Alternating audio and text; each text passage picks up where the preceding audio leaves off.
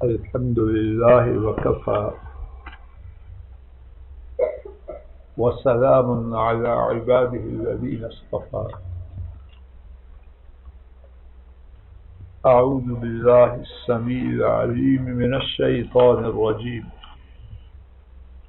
بسم الله الرحمن الرحيم. الحمد لله رب العالمين الرحمن الرحيم مالك يوم الدين. سورہ الفاتحہ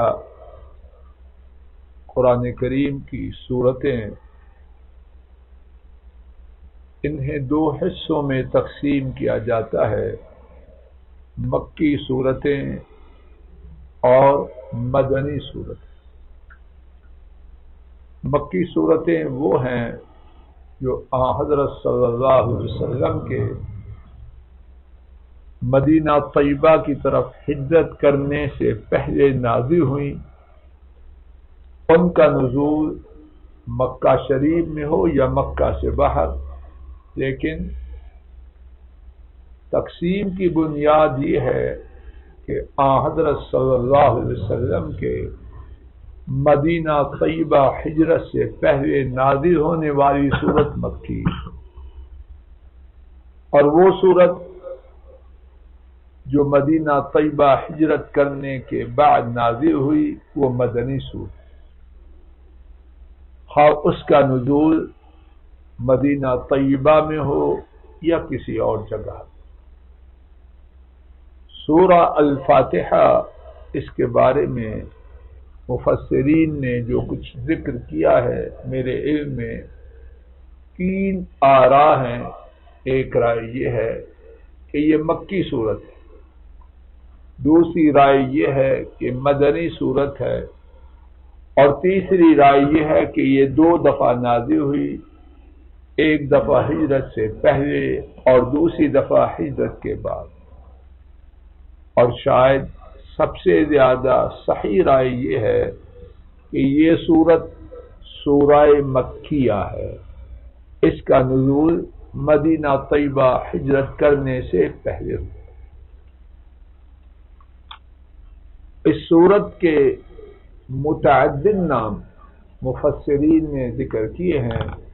علامہ قرطبی رحمہ اللہ، ان کی قرآن کریم کی ایک عظیم الشان تفسیر ہے جو 20 اجزاء اور 10 جلدوں میں شائع ہوئی.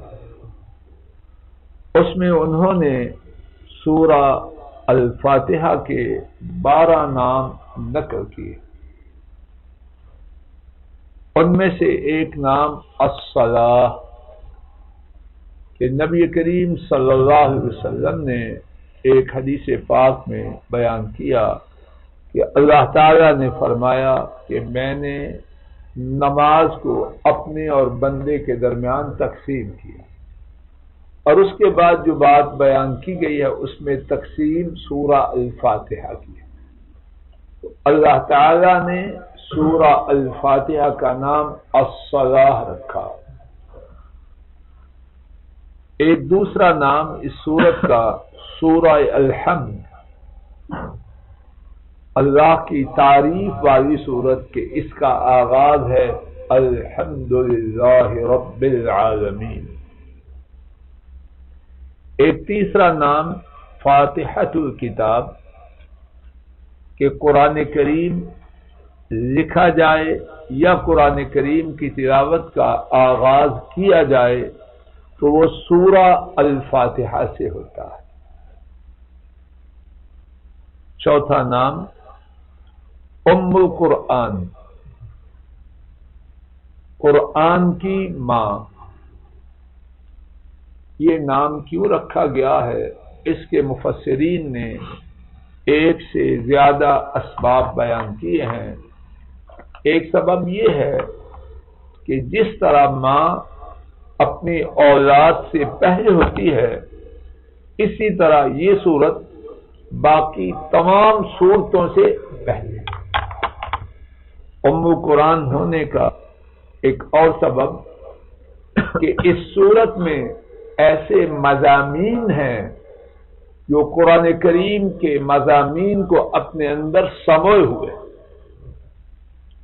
اس سورت کا 5واں نام ام الکتاب، کتاب کی ماں.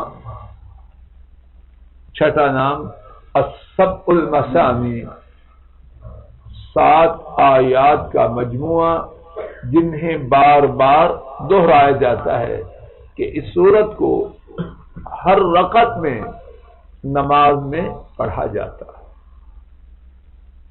7واں نام القرآن العظیم. اسی سورت کا نام، صرف ایک سورت کا نام القرآن العظیم، بڑی عظمت والا قرآن. 8واں نام، اس کا نام الشفا، کہ یہ پڑھ کے دم کیا جائے تو اللہ کریم اپنے کرم سے بیماری سے شفا عطا فرمائے. اس کا 9واں نام الرقیہ. رقیہ کا معنی دم، کہ اللہ پاک نے انسانیت کو سورہ الفاتحہ میں اور بہت سی نعمتوں کے ساتھ ایک دم کی نعمت عطا فرمائی کہ اس سے دم کیا جائے تو اللہ کے فضل و کرم سے مریض شفا یاب ہو جائے.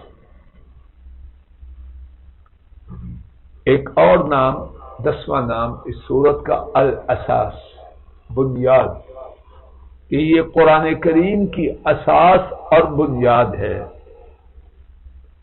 الوافیہ، 11واں نام. قرآن کریم کی باقی صورتیں عام طور پر ان کے حوالے سے ضروری نہیں کہ وہ نماز میں ایک رکعت میں پوری پڑھی جائیں، تھوڑا سا پڑھا جائے تو بات بن جاتی ہے. لیکن الوافیہ پوری کی پوری سورہ الفاتحہ یہ ہے کہ ہر رکعت میں اسے پورا پڑھنا ہے. اس کا آدھا، 3/4، 1/4 حصہ کفایت نہ کرے. الکافیہ، کفایت کرنے والی. اس کا 12واں نام ہے کہ نماز میں اگر کوئی شخص یہ نہ پڑھے تو اس کی نماز نہیں ہوتی، باقی سارا قرآن پڑھ لے. اور صرف یہ پڑھے اور باقی کچھ نہ پڑھے صورتوں میں سے تو انشاءاللہ اس کی نماز ہو جاتی. امام قرطبی رحمہ اللہ نے اس سورت کے یہ 12 نام تحریر کیے. اس سورت کی شان و عظمت کے حوالے سے ایک بات تو اتنے ناموں سے سمجھ آ گئی. حضرت صلی اللہ علیہ وسلم سے متعدد احادیث میں اس سورت کی شان و عظمت کے حوالے سے بہت کچھ بیان کیا گیا ہے. آپ صلی اللہ علیہ وسلم نے اس بارے میں جو بہت کچھ فرمایا، اس میں سے پہلی بات، امام بخاری اس حدیث کو روایت کرتے ہیں. حضرت ابو سعید بن معلّہ رضی اللہ تعالی عنہ اس حدیث کے راوی ہیں. بیان کرتے ہیں کہ میں مسجد میں نماز پڑھ رہا تھا. نبی کریم صلی اللہ علیہ وسلم نے مجھے بلایا تو میں نے جواب نہ دیا کہ میں نماز پڑھ رہا تھا. نبی کریم صلی اللہ علیہ وسلم کی خدمت میں بعد میں حاضر ہوئے تو عرض کیا، اے اللہ کے رسول صلی اللہ علیہ وسلم، میں نماز پڑھ رہا تھا. حضرت صلی اللہ علیہ وسلم نے فرمایا، کیا تو نے اللہ کا یہ فرمان نہیں سنا، استجیبوا للہ وللرسول اذا دعاکم، جب اللہ اور ان کے رسول بلائیں تو لبیک کہو، ان کے بلانے پر حاضر ہو جاؤ. تم نے یہ نہیں سنا کہ اللہ پاک نے یہ نہیں فرمایا؟ پھر حضرت صلی اللہ علیہ وسلم نے ابو سعید بن معلّہ رضی اللہ عنہ سے فرمایا، لو علمنک سورة هي اعظم السور فی القرآن قبل ان تخرج من المسجد، تیرے مسجد سے نکلنے سے پہلے میں ضرور یقیناً تجھے ایک ایسی صورت سکھلاؤں گا جو قرآن کریم کی سب سے زیادہ عظمت والی صورت ہے۔ پھر سماعت فرما، حضرت صلی اللہ علیہ وسلم نے فرمایا مسجد سے تیرے نکلنے سے پہلے میں تجھے ایک ایسی صورت کی تعلیم دوں گا، ایک ایسی صورت سکھلاؤں گا جو قرآن کریم کی تمام صورتوں میں سب سے زیادہ عظمت والی ہے۔ پھر حضرت صلی اللہ علیہ وسلم نے میرا ہاتھ پکڑا،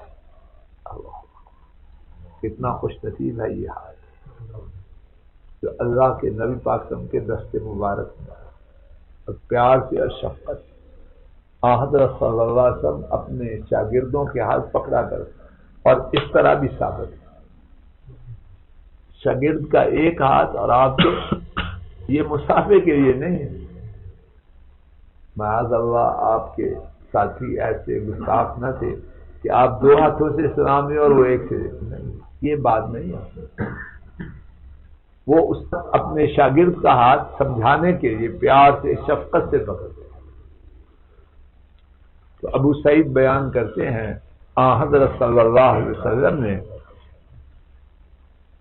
میرا ہاتھ پکڑا جب آپ نے نکلنے کا ارادہ فرمایا، تو میں نے عرض کیا اے اللہ کے رسول صلی اللہ علیہ وسلم، کیا آپ نے نہیں فرمایا تھا کہ تیرے مسجد سے نکلنے سے پہلے میں یقیناً تجھے ضرور ایک ایسی صورت کی تعلیم دوں گا جو قرآن کریم کی صورتوں میں سب سے زیادہ عظمت والی ہے؟ حضرت صلی اللہ علیہ وسلم نے فرمایا الحمدللہ رب العالمین یہ سب المثانی والقرآن العظیم الذی اوتیتہ، قرآن کریم کی سب سے زیادہ عظمت والی صورت الحمدللہ رب العالمین، اور وہ سب المثانی ہے، اور وہ قرآن عظیم ہے۔ تو کون سی صورت ہوئی؟ الفاتحہ۔ اور آپ نے اس حدیث پاک میں جسے امام بخاری نے روایت کیا، اس صورت کے 3 نام بھی بتلا دیے، الحمدللہ رب العالمین، نمبر 2 السبع المثانی، 7 آیات جو بار بار پڑھی جاتی ہے، والقرآن العظیم، اور یہ صورت قرآن عظیم ہے۔ قرآن عظیم 114 صورتوں کے مجموعہ کا نام ہے، اور نبی پاک صلی اللہ علیہ وسلم نے 114 صورتوں کے مجموعے کا یہ نام ہے، وہ کس پر چسپاں کیا ہے؟ سورہ الفاتحہ۔ سورہ الفاتحہ کی شان و عظمت کے حوالے سے حضرت صلی اللہ علیہ وسلم کی ارشاد کردہ دوسری حدیث، امام احمد اور امام ترمذی نے حضرت ابو ہریرہ رضی اللہ تعالی عنہ سے اس حدیث کو روایت کیا۔ حضرت صلی اللہ علیہ وسلم نے ارشاد فرمایا والذی نفسی بیدہ ما انزل فی التوراۃ ولا فی الانجیل ولا فی الزبور ولا فی الفرقان مثلها انہا سبع المثانی، فرمایا اس ذات کی قسم جس کے ہاتھ میں میری جان ہے، تورات میں، انجیل میں، زبور میں اور قرآن کریم میں اس ایسی صورت نازل نہیں کی، اور وہ سبع المثانی ہے۔ اللہ سورہ الفاتحہ کی شان و عظمت کے بارے میں صرف ایک یہ حدیث، اس کی شان و عظمت کو بیان کرنے کے لیے بہت سارے تورات میں، انجیل میں، زبور میں اور فرقان یعنی قرآن کریم میں اس ایسی شان والی کوئی صورت نازل نہیں۔ اسی بارے میں تیسری حدیث پاک امام مسلم اور امام نسائی حضرت ابن عباس رضی اللہ تعالی عنہما سے روایت کرتے ہیں۔ ابن عباس رضی اللہ تعالی عنہما بیان کرتے ہیں، جبریل علیہ السلام نبی کریم صلی اللہ علیہ وسلم کے پاس تشریف فرما تھے۔ انہوں نے اوپر سے ایک آواز سنی، اپنا سر اٹھایا اور فرمانے لگے کہ آسمان کا ایک دروازہ ہے جسے آج کھولا گیا، اور اس سے پہلے آسمان کے اس دروازے کو کبھی بھی کھولا نہیں گیا۔ اس سے ایک فرشتہ نازل ہوا ہے، اور یہ فرشتہ آج دن سے پہلے کبھی بھی زمین پر نہیں آیا۔ وہ فرشتہ حاضر ہوا، اس نے سلام کہی اور کہنے لگا، ابشر بنور اوتیتہما۔ حضرت صلی اللہ علیہ وسلم سے وہ فرشتہ ہم کلام ہوتا ہے، آپ ان دو نوروں کی بشارت سنیے جو آپ کو عطا کیے گئے ہیں۔ لم یؤتہما نبی قبلک، آپ سے پہلے وہ نور کسی اور نبی کو نہیں دیے گئے، اور وہ دو نور کیا ہیں؟ فاتحۃ الکتاب و خواتیم سورۃ البقرہ۔ فاتحۃ الکتاب ہے اور سورہ البقرہ کی آخری آیتیں ہیں۔ لم تقرأ بحرف منہما الا اعطیتہ، آپ ان دونوں سے ایک حرف بھی نہ پڑھیں گے مگر دیے جائیں گے۔ کیا معنی؟ ان دونوں میں اللہ کریم سے جو چیز طلب کی گئی ہے، جب آپ پڑھیں گے تو جو پڑھیں گے وہ عطا کیا جائے۔ لوگوں، یہ بات مجھے اور آپ کو یاد رکھنا ہے، اور یہ بات بطور تحفہ اپنی بیٹیوں کو، اپنے بیٹوں کو، اپنی نسلوں کو، گھر والوں کو دینی چاہیے کہ سورہ الفاتحہ اور سورہ البقرہ کی آخری آیتیں آمن الرسول سے لے کر آخر تک اس کا ورد اپنی زندگی کا حصہ بنائیں۔